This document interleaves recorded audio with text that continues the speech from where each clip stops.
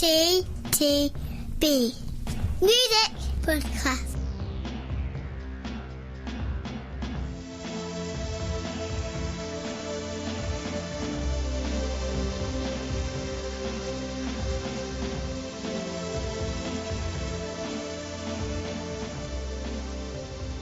Ooh. I don't remember the countdown being there before.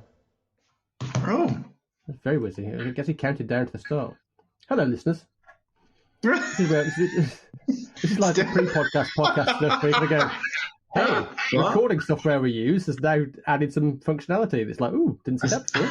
Nice. Still grappling with the technology 1 year later. And also, frankly, it's, as you know, it's just like anything vaguely new that's in your life, regardless of how trivial. It's like, oh, that's fascinating. Yeah. And tell me about. I got a new iPhone this week. It's been the highlight of my month. Oh, the 12 or the 11 or the... No, it's the 12. I know we're not strictly reviewing the iPhones here, but I'm still to be convinced. Yeah, my work phone is an 11, and it's very nice. It's very shiny. Yeah, but it's got a good camera. I wouldn't want to swap it for my crappy Android phone. As my main thing. But there you go. Oh, this is what I mean. It's a talking point, right? Yeah. Other phones are available. Yeah. Oh, when will this end? Well, the podcast, about 30 minutes. I know. Yeah, that as well. Hey. Oh. Right. Yeah, one of these days we'll get to do it back in the same room together. Oh, gosh. Oh, well. Right, anyway. This is podcast 2 of 2021. Woo! Excellent. Woo! The 6 albums for your delectation, our delectation this month are The Homesteady Open Door Policy, The Weather Station Ignorance, Black Country New Road for the First Time, Tribulation Where the Gloom Becomes Sound, Goat Girl on All Fours, and Mogwai As the Love Continues. So we start with our old mates, The Homesteady, and what? I think it's the 9th album, right? 8th album. Okay. I'm trying to remember now, actually. I probably should have looked it up. Sounds about right. Yeah. I think 8th or 9th album. One of those two. You know. Open Door Policy, recorded apparently back in tail end of 2019. So not long after the previous album was recorded. Yeah. But unlike the previous album, which was sort of ended up being a collection of the singles they'd released off and on by recording bits and pieces in between various things. This, I think, was recorded very much as an album and as a collection of songs to be an album as opposed to here's some stuff we just recorded. Anyway, enough of me, Pete. On to the Homesteady. Yes, on to their 8th album, I think. Depends if you count one of the others. That's with any countdown. Yeah, exactly. So this is the Homesteady Open Door Policy, and I'm surprised actually you mentioned there it was recorded in late 2019 because, and I'll come to it in a moment, of course. This feels very current. As with all the Homesteady, they are an old favourite. You know, it starts even the first track of the album starts in almost a very quiet way, and the sense of momentum builds from there. I got from this a real pre-COVID days sense of nostalgia for all the usual things the Homesteady sing so well about: hangovers, nights out, parties, good relationships, bad relationships. But I felt this time around the band was almost taking a sidestep or step sideways, and was looking at their sort of musical direction slightly differently. And whilst the vocally very much the usual service, which is great. I just felt there was more of a retrospective feel to it, more of a cathartic sort of release to the vocals and the songs and so on. I mean, in an all framed in a positive way. Yes, he's staying positive, and that's why I'm surprised about when it was recorded, because actually I thought it's just got a 2020 feel to it. It felt like a lockdown album. It's ideal for a lockdown. This album, actually, it's great. I've loved it. I've loved listening to this. Yeah.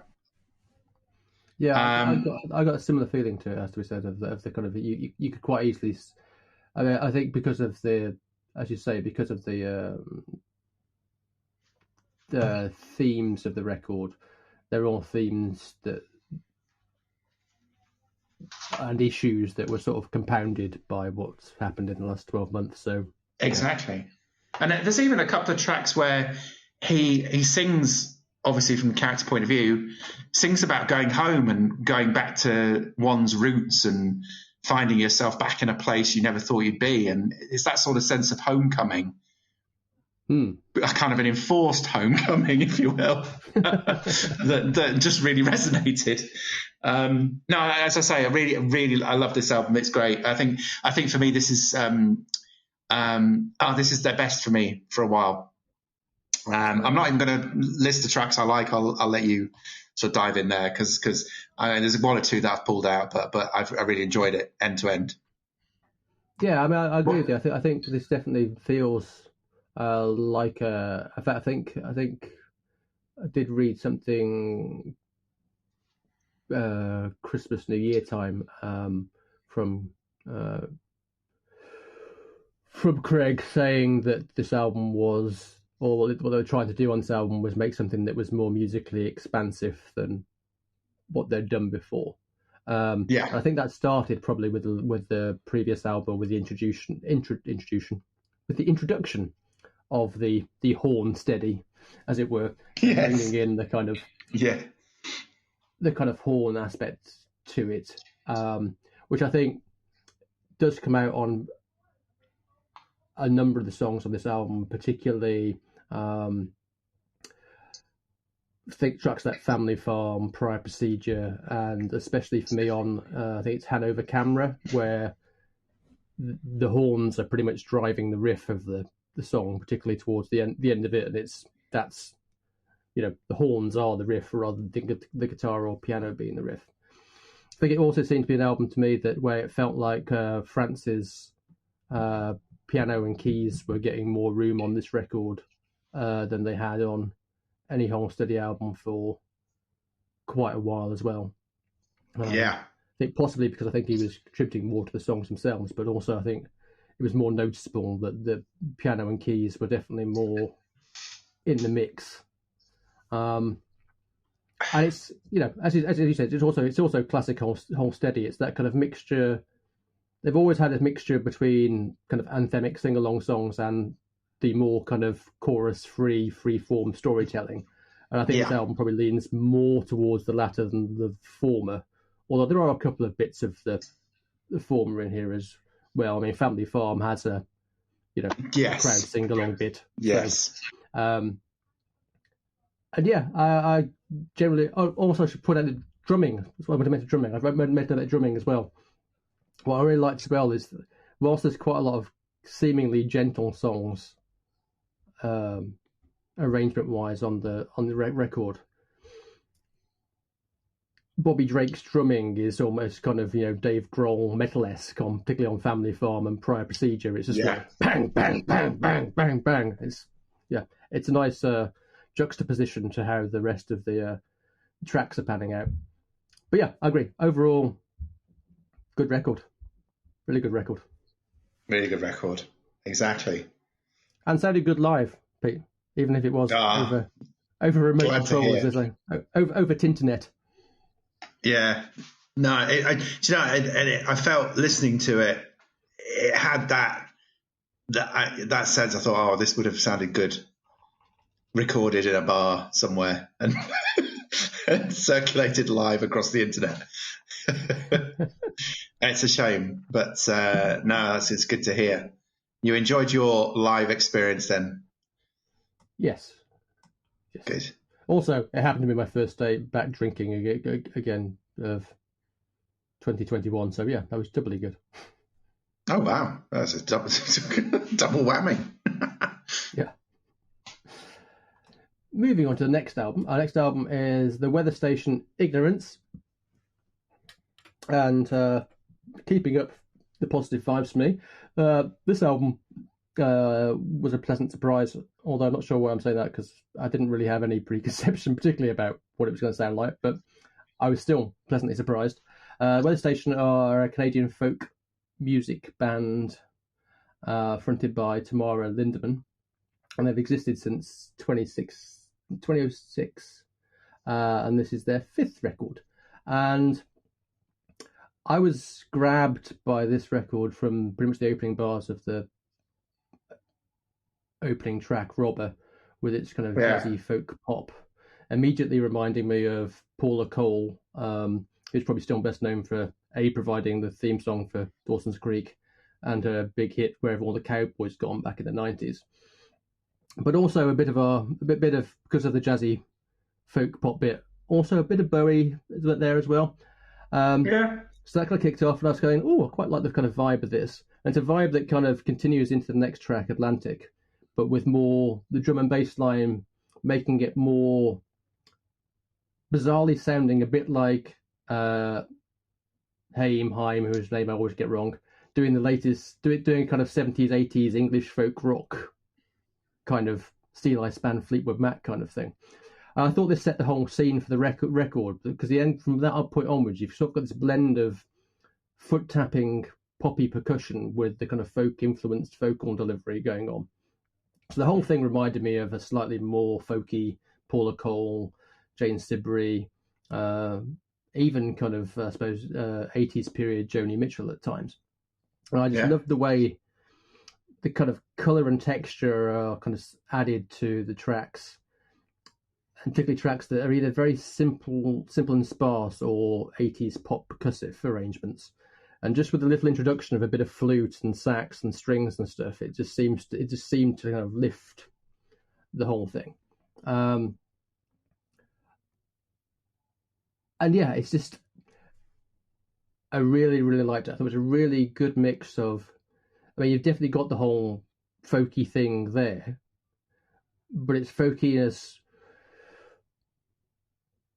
with great pop tunes also worked into it. So songs like Try to Tell You and Loss, and also Subdivisions, which is the track that closes the album, which is one of my favourite tracks on the album. Just really, really, really strong tunes. So anyway, in case you're not guessed already, liked this very much. It was a definite pleasant surprise of a band that I hadn't heard of, that put it on. 40 minutes went by. I thought, oh, that's good. I'll play that again. And I did. Immediately played it again. So it's a thumbs up from Heather Green. Wow. What was the Orpington jury's verdict? Well, I mean, I think it's fair to say I'm perhaps not quite as enthusiastic as yourself, but really appreciated the sort of maturity of this, and I think I'm going to say mature more than once in this podcast, I think, and I'm also going to say reflective jazz infusion as well as we go forward. I wonder where you're going to mention that again. Yeah, it's going to come up again. It's fair to say I did prefer the more upbeat numbers as well. I found, I thought the sort of the folk rock, the occasional country folky twang, and then once or twice beyond the sax there was the odd disco beat as well, which was fun. It's a really interesting mix of styles, and quite it rewarded on repeated listening. I have to admit, first time I listened to it all the way through, kind of washed over me a little, and I found it hard to sort of bite onto. But again, repeated listening's really, really sort of started to appreciate it more. I also liked Robber, the opening track. I think that's brilliant. And Heart was another track that I enjoyed too. Yes, another one of the good poppy tunes. Yes. Okay, speaking of colour and texture added to song arrangements, let's go on to Black Country New Roads for the first time. And it is for the first time because this is their debut album, Pete. Yeah. So this was an interesting album. Again, a fusion of jazz and acid jazz with indie. Yes, please try and categorise this record. I can't categorize this at all. It also had that style of, it wasn't quite spoken word, but it was almost spoken word in places in terms of that style of sort of storytelling and singing and vocals. I have to admit, there were times when the sort of monotone of the singer, I kind of again sort of drowned out a bit. So I did struggle midway through this record with some of that, and I thought, oh dear, this is, I didn't sort of get it, if you know what I mean. I'm kind of, okay, I get it, but I don't get it. This just sounds to me like a bit of a moan. But then there were other times when I particularly liked, the track Athens, France, and Sunglasses in particular, which is sort of midway through the record. I really enjoyed that. So again, I didn't quite get this. And this is a shame because I'm sure there's something in here for everyone. I think there is something in here for everyone, quite literally. Yes, indeed. I agree with you on the spoken word front, and also on the singer, who I should have looked up his name for this.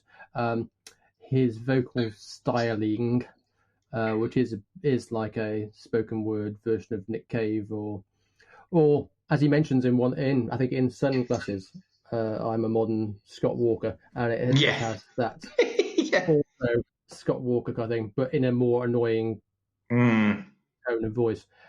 So it's good that, similar to another band that we'll be reviewing in the podcast a bit later, that most of their music is, or at least half the music is, kind of instrumental. And it kind of, the scene is set almost by the opening track called Instrumental, with its kind of mad. I was listening to it thinking it's like Havana Gila, Havana Gila, Havana. Yeah, had that.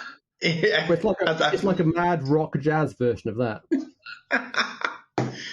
Oh god. So basically, I'm already saying to listeners now, if that appeals to you, this album might appeal to you. After that, it's inventive, it's varied, slightly bonkers. Obviously, a deep sense of humour, particularly on songs like Sunglasses. I mean, I just love some of the lines in that. Like, there's a great line with "Mother is juicing watermelons on the breakfast island." It's just, it's as bizarre as a song that seems to essentially blend early Swimming Pool Cues, Sonic Youth, Nick Cave, Kamasi Washington, Frank Zappa, Kim Crimson, Scott Walker, David Bowie, and many more. That's no doubt. All into one 9-minute track. Yeah, there is exactly. There's quite heritage referred to throughout. Yeah, it's like who's your influences? It's like okay, round the band. Who's your influences? Yeah, we'll get that in the Trist track. Yeah, we'll give you a bit. Yeah, we'll get that in. Yeah, we'll get that. Yeah, tick. Yeah. And it works on Sunglasses. It has to be said. What I did like, and what I thought will work better for them going forward, is just after Sunglasses, the second last track on the album is track X, which sounds like a slightly more jazzy version of The National. But there's some female vocals on that, and it's amazing how much of a difference and that juxtaposition of the voices makes it less harsh, and because the music's already harsh, so you actually need something that's slightly less to make it totally engaging, for me at least. That's right. So I did like this album a lot, but it's likable because of the bonkersness of it more than because it hangs together as well as it perhaps should do, and perhaps future albums will do. That's fair. That's a completely fair comment. But yeah, it's I actually listened to that genuinely listened to that one straight after listening to the weather station. So it was both something that flowed because they were both using jazz influences, and also didn't flow because of how bonkers this album is. Turning the guitars up to 11, we now move on to Tribulation, where the gloom becomes sound. A Swedish metal band, the fifth album. And it's been a while since we've done any growling metal, a genre that we've perhaps surprisingly taken to our collective bosom over the last few years on the podcast.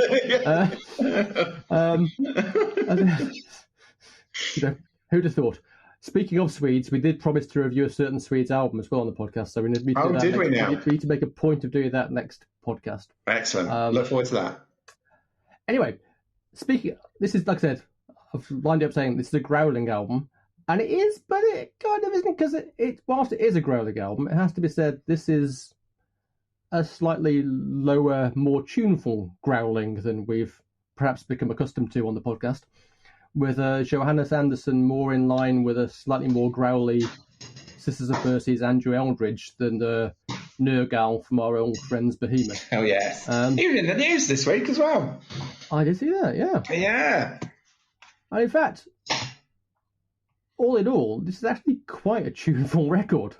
It's kind of I've found it mostly kind of straight ahead, kind of classic metal. So more your kind of, at least musically, influences seem to be very much from your early period Iron Maiden, Judas Priest style, with a bit of dual action guitar playing going on, a bit of early solo Ozzy, and then throw in a big chunk of the Sisters of Mercy and the Mission.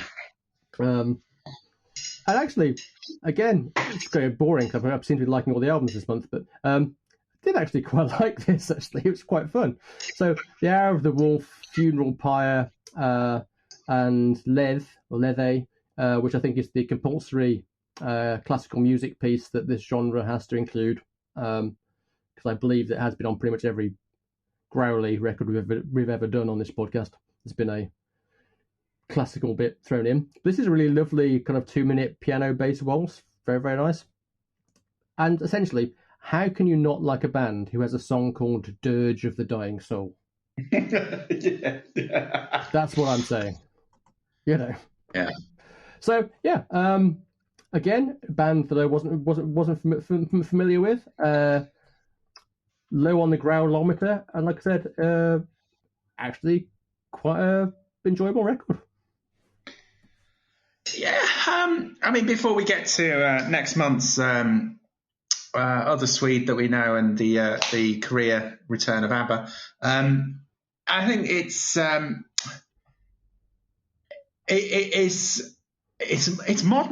modern rock with growl.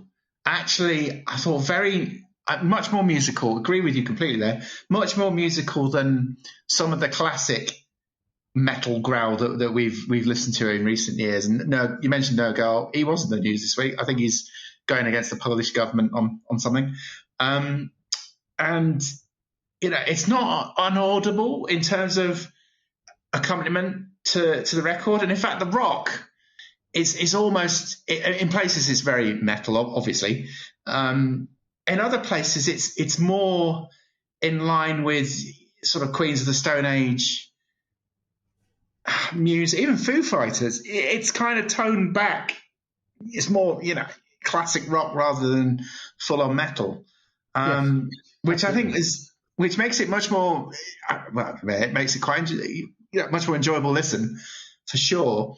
And then it does this brilliant thing in the middle of the record. There's an instrumental played on a piano, which suddenly took me back to not even Depeche Mode. It's Alan Wilder sort of, sort of late 80s noodling. So I found that really sort of took me out for a moment. I was like, oh, that's actually quite good, this. I'm quite enjoying it. and then obviously the growl returns, and that's fine, because actually you really appreciate the musicality behind all of it. So yeah, I really enjoyed this record as well. We are yet to come across a growl record where I think we come away going, what the hell was that? Yeah, it's been a while since we did. It's been a while since we really hated a metal. I think the last time we hated any kind of metal album that was also growly, I think, was probably Cannibal Corpse, and that was quite. That must have been quite a while ago now. Then. It's quite extreme, though. I seem to recall that one. Yeah, it was fickle. It almost made some of the other favorite albums sound good, but it was. Yeah. I love the title. I mean, when the gloom becomes sound, it just perfectly encapsulates what you're going in for. Yeah, and also, yeah, a perfect kind of lockdown title for it. Exactly. This next one could also be a perfect title for lockdown. Who knows? Depends how you've been spending your lockdown, I suppose. So, Goat Girl on all fours. I should say this is a band from Lewisham and the surrounding areas, no less. Yeah. So we have to be kind now, because there is a very faint chance that they might perchance come across us. Yeah, I doubt it. I doubt it. Anyway, so Goat Girl, I think second album, yes. Yeah. I really enjoyed this, and I'm not just saying that because you've just told me where they live. And no, it's a really great album, this. Again, I'm going to say mature pop. Sorry. It's fast becoming my latest genre. Rock chic, occasional synthesizers, a real interesting, and I'm going to say again, fusion, of different styles of pop as well. Quite so almost European pop music in places. It sort of really sort of reminded me of some of the sort of more continental sort of music or pop music. Some of it slow, some of it kooky. In particular, I think it was Sad Cowboy, where all of a sudden it goes full on electronic dance music, which came out of nowhere, but yet worked brilliantly. I think that's possibly the best track on the album for me. Yeah, really, really good, great track. But some other tracks on here, like the brilliantly named PTST and Anxiety Feels as well. This was, again, I say solid too often, but solid in a real great sense of the word. I actually really enjoyed this record. I think it's probably coming out, without spoiling the end of the podcast, it's coming out near the top for me, this one. Ooh, interesting. This is the one where I didn't like it as much as you, so my turn to go there. So classic Scott and Pete. Yeah. So I'll get my summary bit over now and then go. But for me, this is, I suppose, because I did listen to their first album when it came out as well. I feel there's a lot of potential and promise with this band. But at least for me at the moment, they're still just missing something. I don't know what it is, that final piece that will sort of turn them from quite interesting and have potential into the real deal. And that missing piece might just be more time to grow and develop a young band. Just time to develop the sound and songwriting. And obviously, as we know, because in the music industry, sadly, a lot of bands don't really get the time to do that anymore, which is a real shame. But this is not to say that this is still not an enjoyable record. As you say, it's an interesting mix of trying to take influences from kind of shoegaze and jangly indie, and then meld it with modern pop sensibilities without being, Dua Lipa kind of thing. It's not going to like pop. Yes. So it's trying to do something within the kind of indie pop format that stands out from everybody else is doing the kind of thing. As you say, it starts off great. Pest, I think, which kicks off the album, is really, really, really, really great. You mentioned Sad Cowboy. I think for me, the two best tracks are next to each other. So Sad Cowboy is then followed by the track called The Crack, which is one of the rockier tracks on the album, which are really, really like. It's pretty much bang smack in the middle of the album. Really, really good. And lyrically, one of my favourite moments lyrically on the entire podcast is on the track that I think's towards the end, Where Do We Go From Here? Where there's the line, I'm sure it stinks under his skin, where pores secrete all the hate from within. Nice upbeat stuff. But really, really liked that. And there's some actually really good, insightful writing on the record along those lines too, about what it's like to be a woman in modern society, which obviously has been in the news for various reasons over the last week. So yeah, I'm while slightly less enthused, I am equally hopeful, and I think this is a band that has a lot of potential to go and grow. So I'm already looking forward to what they do next, and also looking forward, perhaps, who knows, back when we can start going gigging again. Maybe popping along to see them live at a local venue. That would just be awesome. Obviously, for so many reasons. But seeing this band as well, being one of them. So we finish up with Mogwai, As the Love Continues. After 25 years together, their 10th album surprised them and a lot of other people, going straight into number one on the official UK charts. I heard this, yes. Their first number one, obviously. Also, 25 years, here's a band that did have time to grow. Indeed. Also done well, I think went reasonably debut quite well on the US charts as well. Wow. I've had a bit of a love-hate relationship with this band over the years. But I've always quite liked it any time they go kind of For My Bloody Valentine, which they do a couple of times on this album, including very early on in the opener to the Bin My Friend Tonight We Vacate. Like all their previous records, this is a predominantly instrumental record. And this feels like an album to me where they seem to be, in full stride. Everything is gallus, to use a Scottish word. It's this, for an hour, you're lost in a kind of brilliant indie rock soundscape that can take control of your listening enjoyment. Could it have been a 45 minutes soundscape? Almost certainly, but it's not. But really like this album because I do like instrumental rock. Obviously, they've done lots of soundtrack work as well, including with Mr. Reznor and Ross, who crops up on this album, in fact, because he was responsible for the string arrangement on Midnight Fit, which, incidentally, is a very soundtrack type piece.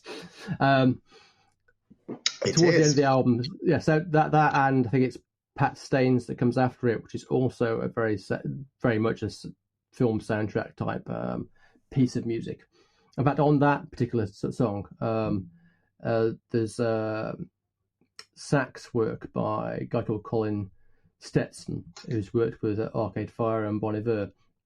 And one of the things I don't like about this record is that particular track, because his sax playing is just totally swamped in the mix on that track, because the guitars are My Bloody Valentine-esque turned up to 11, which I love. Let's be clear about that. But the sax work is just so kind of lost and kind of drowned out by it. I would love someone to do a remix of that particular track where his sax work is kind of up front in the mix. Particularly, I suppose, because of this podcast, we've had several albums where the sax work is quite up. So on the Black Country New Roads album and the Weather Station record, the sax, and you can hear the sax. You can hear every note of the sax. Apart from that moan, album starts off great. Like I said, love the opening track. Love the next track, Here We Go Forever, which has a great use of kind of distorted vocoder. So vocals without having vocals. There's tracks like Dry Fantasy, which kind of just reminds me a bit of Blank Mass, who we've reviewed previously, but also had a vibe of almost like if New Order were asked to do the Merry Christmas, Mr. Lawrence soundtrack. That kind of really kind of bizarre thing. And then obviously we get some singing. You get to Richie Sacramento, and you get our first proper vocals of the album, with a track that's somewhere between My Bloody Valentine and the Smashing Pumpkins. And it's just great. It's just, it's a track that I just want to turn up to 11 in fact. So yeah, really, really enjoyable. I think this is one of the ones that brings me back to love rather than hating my love-hate relationship with the band. Yes, it could have been shorter, probably should have been shorter, but I will forgive them for that because it's 2021 and I'm feeling like that. Oh, that's nice. I enjoyed it too. It's interesting. You sort of make the connection with some of the other soundtracks we've listened to lately. It does have a real soundtrack feel to it, this particular album.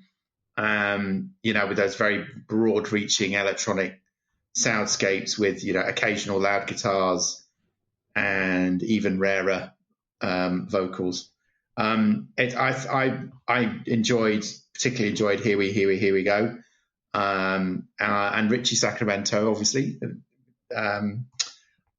Fuck Off Money reminded me of Air. Do you remember them? Air? Yes. It was sort of late 90s. It kind of sort of around Mogwai Peers for a while, I guess, in terms of electronic, late 90s sort of electronica. And Ceiling Granny, which of course is Bloody Valentine loud, which I did like. Interesting you mentioned Blank Mass, because I think there's a Blank Mass connection. I think I read somewhere that one of the samples is him on this record. I'll have to go and Google that, but yeah, apparently he donated a vocal to this somewhere in the mix. So there you go. So yeah, no, I like this on repeated listen. It rewards as well. I really enjoyed it. Yeah, no, it was, for me, it was good to have on in the background whilst I was doing exactly. I agree with you. The very first line though, you said if a little bit long. Yeah. I mean, by necessity, you could imagine, because obviously, if you saw these things being performed live, you would, they would go on forever, like is the way of the thing. But yeah, it was one of those things where my one,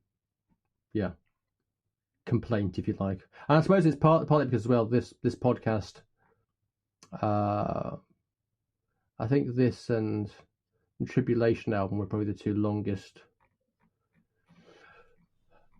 records. Everything else seemed to be quite short. Yeah. Or seemed to be old-fashioned album length. Exactly. Should I say? But yeah. Speaking of everything else.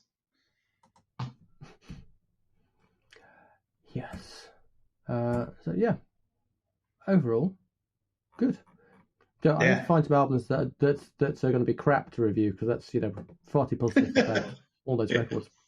Yeah, he's got to listen to a podcast where people just going to go, these albums are really good. They're all really good. It's far too positive. But you know,